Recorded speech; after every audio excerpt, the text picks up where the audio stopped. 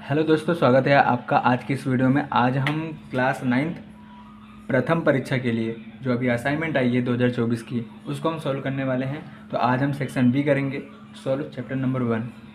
तो स्टार्ट करते हैं आज का वीडियो।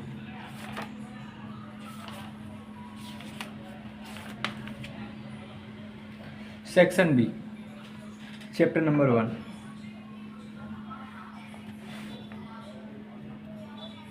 ये रहा सेक्शन बी चैप्टर नंबर 1। ये रहा।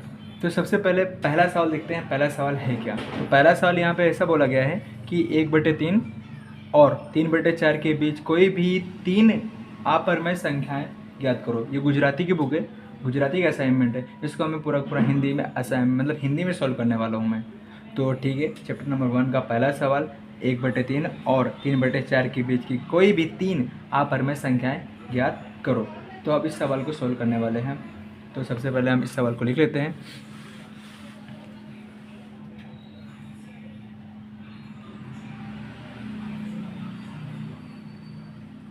सेक्शन बी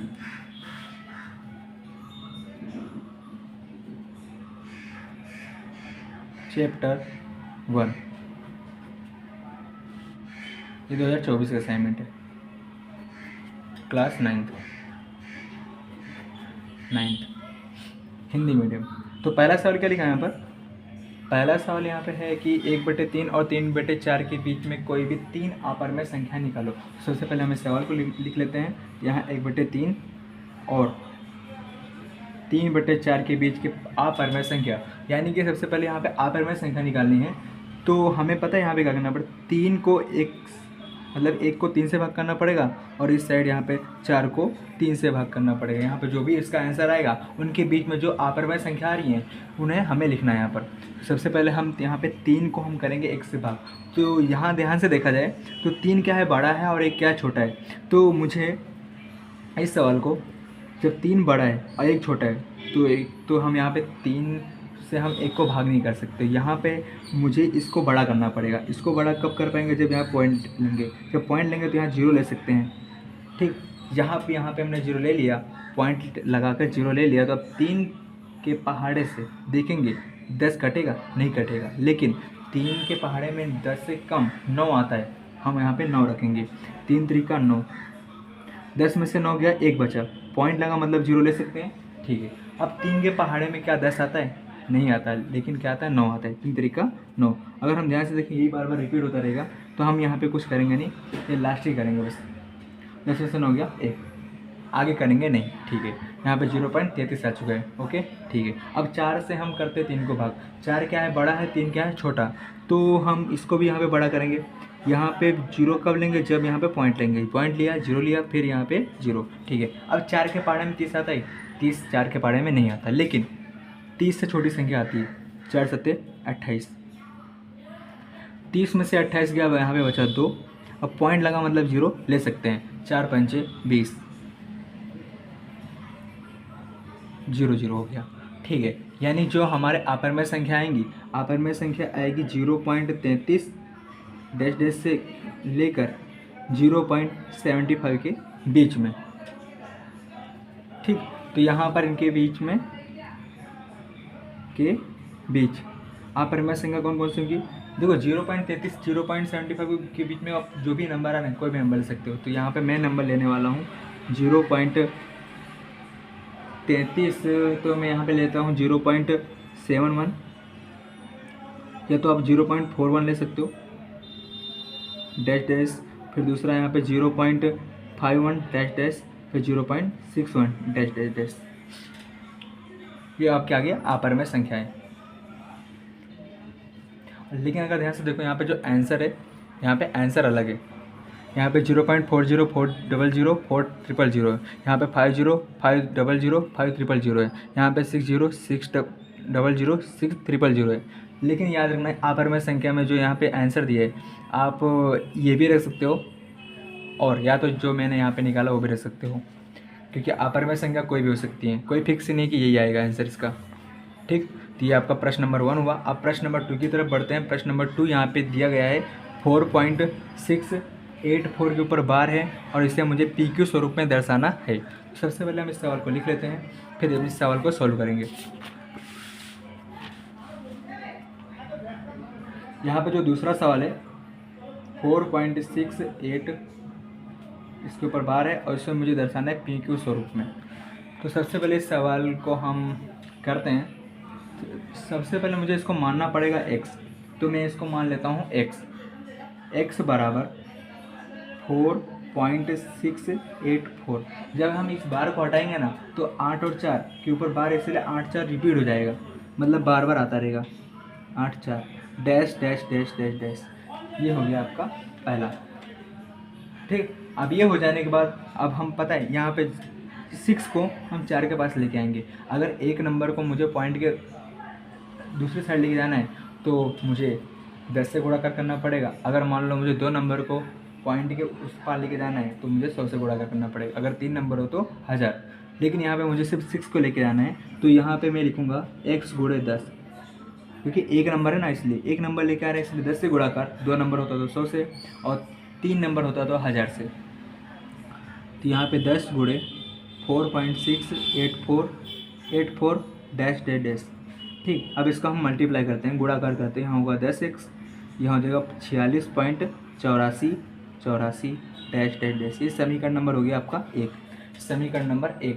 अब समीकरण नंबर 1 हो गया ना, तो जो यहाँ पे 84 था, 84 को भी अब हम मुझे लेके आना है 46 के पास। तो क्या करूँगा, अब यहाँ पे ये 2 नंबर है, अब 2 नंबर है तो मुझे यहाँ पे किससे गुणाकार करना पड़ेगा, 100 से। तो यहाँ पे मैं करूँगा 10x गुणे 100 बराबर, यहाँ पे लिखूँगा 100 गुणे 46 84 डैश डैश डैश। जब इन दोनों गुणाकार करूँगा तो यहाँ हो जाएगा 1000x। यहाँ पे जब गुणाकार करूँगा 84 है ना, तो 84 यहाँ आ जाएगा 46 84.84 डैश डैश डैश। ये हो गया समीकरण नंबर आपका 2। अब समीकरण नंबर 1 और समीकरण नंबर 2 को घटाने पर, समीकरण नंबर 2 में से 1 को घटाने पर 2 क्या है यहाँ पर 1000x बराबर 4684.84 डैश डैश डैश। और दूसरा क्या यहाँ पे लिखा है, दूसरा हमने लिख दिया। पहला क्या लिखा है 10x बराबर 46, इसके जस्ट सामने आएगा 10x बराबर 4 के सामने आ जाएगा, पॉइंट के सामने पॉइंट, और 4 के सामने 6, 8 के सामने 4 और पॉइंट के सामने पॉइंट, यहाँ पे 84 डैश डैश डैश। ठीक है, देखो 84 में से 84 जाएगा तो आएगा 0, तो यहाँ पे पॉइंट के सामने पॉइंट, यहाँ पे 0 हो गया। 14 में से 6 जाएगा तो यहाँ बचेगा आपका 8, और 7 में से 4 जाएगा तो 3, 46 का 46 बराबर का बराबर, यहाँ हो जाएगा आपका 990x। x बराबर यहाँ हो जाएगा 46 भागे 990। ये आ गया आपका आंसर। अभी इसको हम और छोटा कर सकते हैं कट करके। तो अब इसको हम कट कैसे करेंगे, इसको हम कट करेंगे 2 से पहले। जब हम इसको 2 से कट करेंगे तो यहाँ पे आ जाएगा आपका आंसर 2 3 2 9। जब इसको कट करेंगे तो यहाँ पे आपका आंसर आएगा 4 9 5। इसको भी हमने 2 से कट किया, इसको 2 से कट किया। अभी ये देखो 2 से कट होगा नहीं, अब इसको हम कट करेंगे 3 से। जब इसको 3 से हम कट करेंगे तो यहाँ आ जाएगा 165। इसको 3 से कट करेंगे तो यहाँ आ जाएगा 773 773। अब देखो आगे कुछ नंबर कटेगा नहीं, अब नहीं कटेगा तो ये हमारा आंसर आ गया। x बराबर 773 डिवाइड में 165 यानी कि 165। x बराबर 773/165, ये आपका आंसर हुआ। ये हुआ आपका प्रश्न नंबर 2। अब हम प्रश्न नंबर 2 हो जाने के बाद हम प्रश्न नंबर 3 की तरफ बढ़ेंगे। प्रश्न नंबर 3 लिखते हैं। यहाँ पर प्रश्न नंबर 3 क्या है, प्रश्न नंबर 3 दिया गया है यहाँ पर कि 5/7 और 6/7 के बीच में 3 परिमेय संख्या, यह अपरिमेय था और ये क्या है परिमेय संख्या। अब परिमेय संख्या ये निकालना आसान रहता है, और अपरिमेय संख्या में थोड़ा बहुत अपने नंबर क्या होते हैं पॉइंट में होते हैं, इसलिए ठीक। अब हम प्रश्न नंबर 3 को करेंगे। 5/7 और 6/7 के बीच में परिमेय संख्या निकालनी है। सबसे पहले इसको लिखते हैं प्रश्न नंबर 3।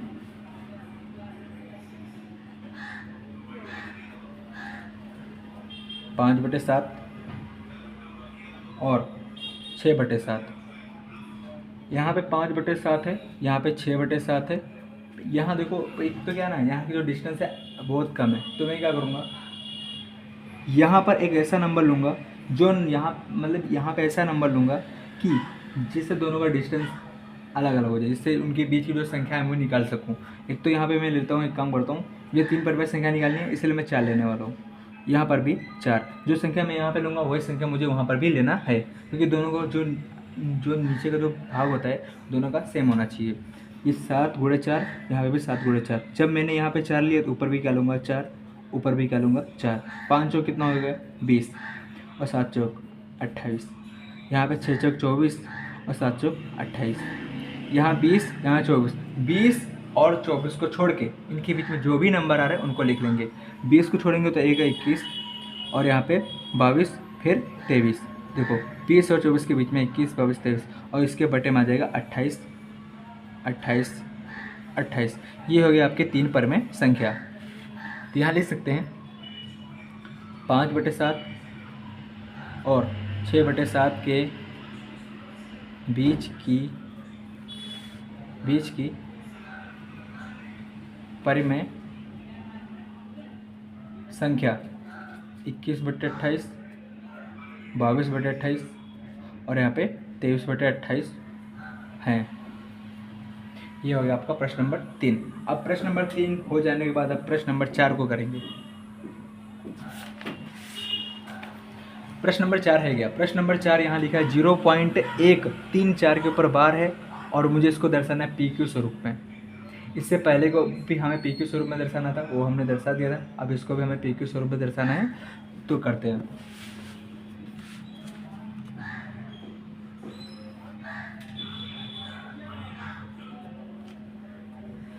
ये रहा क्वेश्चन नंबर 4। तो पहले लिख लेते हैं 0.134 के इसके ऊपर बार और मुझे इसको दर्शाना है PQ स्वरूप में। अब PQ स्वरूप में दर्शाना है, ठीक है।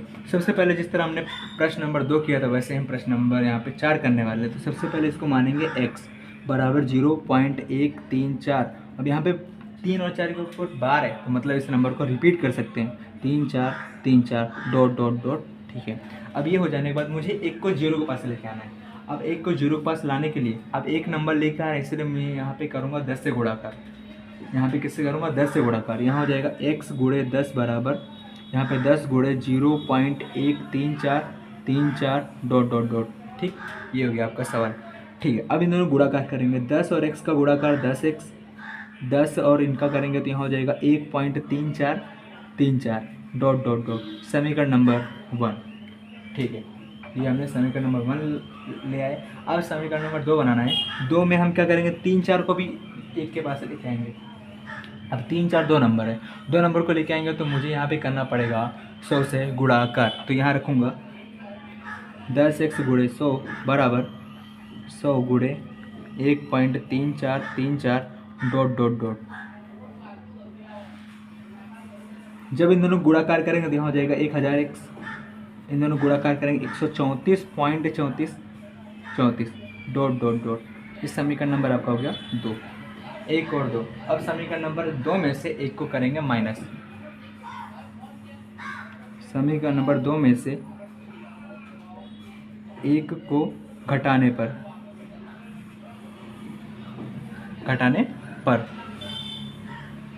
तो यहाँ लिखेंगे 1000 x बराबर 134.3434 और यहाँ पे लिखेंगे 10x बराबर 1.3434। ये रहा आपका 2, ये रहा 1, ठीक है। अब 1000x में से 10x घटाएंगे तो यहाँ आ जाएगा 990x और यहाँ पे 4 में से गया कितना आया 3, यहाँ पे 3 का 3, 1 का 1, पॉइंट के सामने पॉइंट, 34 में से 34 गया, यहाँ पे आ गया 0। अब यहाँ हो जाएगा हमारा आंसर 133/990। मुझे इसको PQ स्वरूप में दर्शाना था, यानी P बराबर 133 आ गया और Q बराबर आ गया 990। ये रहा x की वैल्यू। अब यहाँ पे हमने x की वैल्यू निकाल ली है, ठीक है। अब हम करने वाले प्रश्न नंबर 5। प्रश्न नंबर 5 है क्या, देखते एक बार। प्रश्न नंबर 5 में लिखा है √6 + √2 + √3। √6 अपॉन में √2 + √3, ये इसका मुझे परिमेयीकरण करना है, ठीक। परमेयीकरण कैसे करेंगे वो हम यहाँ पे करने वाले हैं। परमेयीकरण प्रश्न नंबर 5, √6 अपॉन में √2 प्लस √3। √6 √2 प्लस √3, यहाँ पे गुणाकार, यहाँ पे √2, अब प्लस इधर आएगा तो माइनस हो जाएगा, और यहाँ पे जो संख्या है वही नीचे उतार लेंगे। जब इन दोनों को गुणाकार करेंगे तो यहाँ हो जाएगा आपका 12 माइनस रूट में, एक मिनट, रूट में हो जाएगा यहाँ पर 6 × 18 और बटे में हो जाएगा यहाँ पर √2 का होल स्क्वायर माइनस √3 का होल स्क्वायर। ये √3 है और ये √2 है। अब यहाँ देखो √12 को हम लिख सकते हैं 4 × 3 = 12, और यहाँ पे 18 को लिख सकते हैं 9 × 2। यहाँ पे 2 से रूट कट जाएगा, यहाँ पे 2 से रूट कट जाएगा, तो यहाँ बचेगा 2 - 3। जब हम 4 को बाहर निकालेंगे तो यहाँ क्या हो जाएगा, 4 को जब बाहर निकालेंगे तो यहाँ हो जाएगा आपका 2√3, यहाँ हो जाएगा 3√2। ये हो जाने के बाद बटे में आ जाएगा माइनस का 1, क्योंकि 3 में से 2 जाएगा तो आपका आएगा -1। ये हो जाने के बाद अब हम करेंगे, अब जो ये नंबर है ना, ये -1 मुझे हटाना है। अब ये -1 को हटाने के लिए मुझे नंबर को थोड़ा सीक्वेंस में रखना पड़ेगा। अब देखो जो ये माइनस का है और ये प्लस का है, इनमें से अगर मैं कुछ कॉमन लूँगा तो जो माइनस है वो प्लस हो जाएगा, जो प्लस है वो माइनस हो जाएगा। ठीक है, तो मैं इस नंबर को क्या करता हूँ, सीक्वेंस में लेता हूँ। यहाँ पे -3 √2, ये प्लस है, इधर आएगा तो माइनस, सॉरी ये प्लस है, प्लस का प्लस रखेंगे और डिवाइड में हो जाएगा -1। अब देखो इन दोनों में से क्या कॉमन लेंगे, इन दोनों में से अब -1 कॉमन लेंगे। जब मैं यहाँ -1 कॉमन लूँगा तो जो साइन माइनस है वो प्लस हो जाएगा और जो प्लस है वो माइनस हो जाएगा। ठीक है, तो ये क्या है, माइनस है तो इधर हो जाएगा प्लस, ये क्या प्लस है, इधर हो जाएगा माइनस, बटे में -1 का -1 -1 क्या होगा, कट जाएगा, तो आपका आंसर आ जाएगा यहाँ पर 3√2 - 2√3। ये है आपका आंसर। प्रश्न नंबर 5 का आंसर ये होगा। अब प्रश्न नंबर 5 हो जाने के बाद अब प्रश्न नंबर 6 करेंगे हम यहाँ पर। तो प्रश्न नंबर 6 करते हैं। प्रश्न नंबर 6 क्या लिखा है यहाँ पर, 16 √41 - 5। इसका भी मुझे परिमेयीकरण करना है। जिस तरह हमने प्रश्न नंबर 5 किया वैसे हम प्रश्न नंबर 5 करने वाले हैं। तो यहाँ लिखूँगा 16 √41 - 5 इंटू यहाँ पे √41, माइनस इधर आएगा प्लस हो जाएगा, यहाँ हो जाएगा √41 + 5। ये माइनस प्लस मतलब कि जो हमने पहले किया तो वही करने वाले हैं यहाँ पर। तो ठीक है, सबसे पहले अब क्या करेंगे, जिस तरह हमने पहले वाले इससे पहले प्रश्न नंबर 5 में हमने गुणाकार किया था वैसे हम यहाँ पर भी करेंगे। ठीक है, जब इन दोनों गुणाकार करेंगे यहाँ हो जाएगा 16 √41 + 5, यहाँ पे √41 का होल स्क्वायर माइनस 5 का होल स्क्वायर। रूट से क्या होगा, 2 कट जाएगा, यहाँ बचेगा आपका 16 ब्रैकेट में √41 + 5, यहाँ पे 41 का 41, 5 का स्क्वायर 25, 16 का 16 ब्रैकेट में √41 + 5। अब 41 में से 5 जाएगा, सॉरी 41 में से अगर 25 जाएगा तो कितना बचेगा, 16 बचेगा। अब 16 क्या हो जाएगा, कट जाएगा, तो यहाँ पे आपका आंसर आ जाएगा √41 + 5। ये आपका आंसर। ये रहा प्रश्न नंबर 6 का आंसर। अब प्रश्न नंबर 6 हो जाने के बाद अब प्रश्न नंबर हम करेंगे 7। प्रश्न नंबर 7 क्या है वो है वो पढ़ लेते हैं। प्रश्न नंबर 7 दिया गया है और बोला गया है कि सादा रूप आपको, यानी कि उसको मुझे सरल बनाना है, सरल में शॉर्ट में समझाना है। यह चैप्टर नंबर 1 में आपने सीखा होगा 1.5। तो इस सवाल थोड़ा सा लग रहा है बड़ा लेकिन है नहीं, थोड़ा सा लंबा है, बट इसको हम करते हैं। तो प्रश्न नंबर हम करने वाले हैं 7। क्वेश्चन नंबर 7 यहाँ लिखा है बड़े से ब्रैकेट के अंदर, यहाँ पे लिखा है 625 - 1/2 इसके ऊपर भी एक माइनस 1/4 है, और इस बड़ा सा ब्रैकेट के बाद इसके ऊपर 2 है, इसकी घात क्या है 2। सबसे पहले क्या करेंगे, हम यहाँ पर जो ये दो घात नहीं है, इन दो पावर को क्या करेंगे, गुणाकार कर देंगे। क्या करेंगे, गुणाकार। तो यहाँ पर ब्रैकेट यहाँ पे लिखेंगे 625 ब्रैकेट, फिर यहाँ पे -1/2। यहाँ पे कोई साइन नहीं, मतलब कि देखो यहाँ पे क्या है, आपको पता है इस तरह का रूल आपने देखा होगा चैप्टर नंबर 1 में, और जब 1.5 से पहले कुछ रूल दिए होंगे वहाँ पे लिखा था, ठीक। 1 -1/2 इंटू -1/4, बड़ा सा ब्रैकेट इसकी घात 2, ठीक है। ये रहा ब्रैकेट 625, यहाँ पे -1, यहाँ पे -1 कितना हो जाएगा, माइनस का प्लस का 1, 2 चौक कितना हो जाएगा यहाँ पर 8, ब्रैकेट इसकी घात 2, ये हो गया। अब यहाँ देखो, अब यहाँ 625 है, 625 के पहले गुणनखंड निकालते हैं।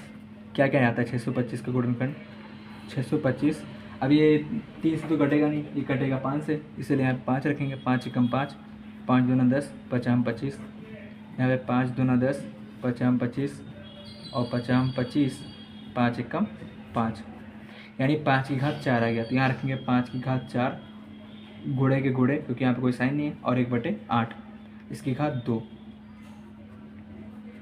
अब देखो 4 एकम कितना हो जाएगा 4, और बटे में 8, 4 दूना कितना हो जाएगा 8, 1 की घात 2, इसकी घात भी 2, ठीक है। तो अब यहाँ पे क्या करेंगे, यहाँ रखेंगे 5, 1/2, जब इस ब्रैकेट को हटाएंगे तो ये भी क्या हो जाएगा, गुणे में हो जाएगा, इसकी घात 2 हो जाएगा, ठीक। अब यहाँ क्या करेंगे, 1 का गुणा आप 2 के साथ करेंगे तो यहाँ जाएगा 2, और 2 का 2, 2 एकम 2 कट जाएगा, और यहाँ बचेगा 5, तो आपका आंसर आ जाएगा 5।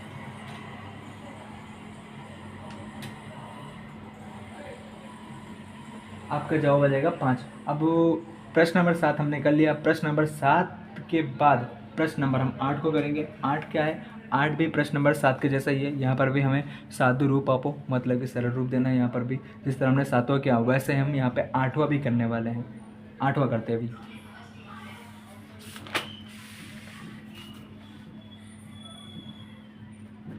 प्रश्न नंबर 8, प्रश्न नंबर 8 क्या है, यहाँ पे दिया है 1/27, 1/27, इसकी घात कितनी है, -2/3, ये इसकी घात है। तो हम यहाँ पर जिस तरह हमने पहले वाला सवाल किया था, यानी प्रश्न नंबर 7 किया था, वैसे हम प्रश्न नंबर 8 भी करने वाले हैं। प्रश्न नंबर 8 किस प्रकार करेंगे वो देखते हैं एक बार।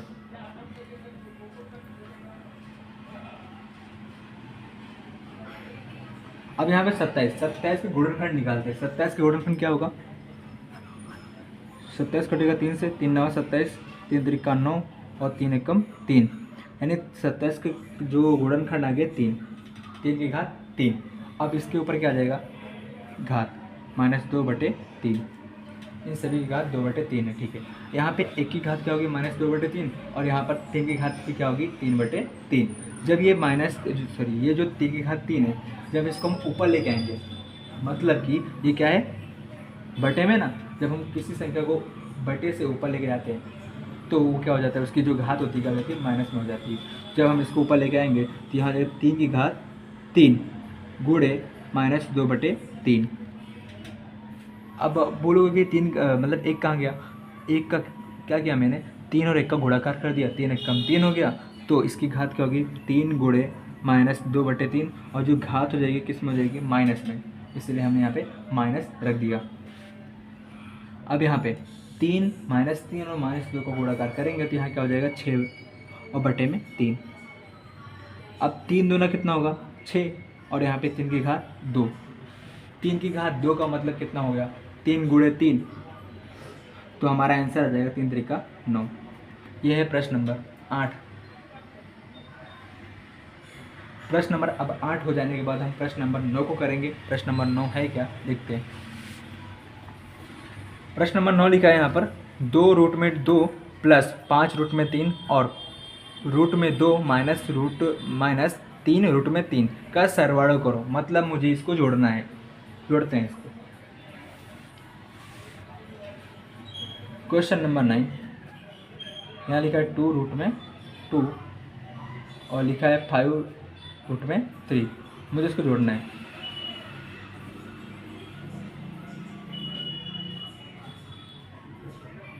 सरवाड़ो करना है, जोड़ते हैं इसको। ठीक है, सबसे पहले यहाँ पर देखेंगे √2 कितना हो रहा है। यहाँ पे √2 2 दिया है, यहाँ पे √2 1 दिया है। ठीक है, ये प्लस का 2, ये प्लस का 1, +2 +1 कितना हो जाएगा, +3।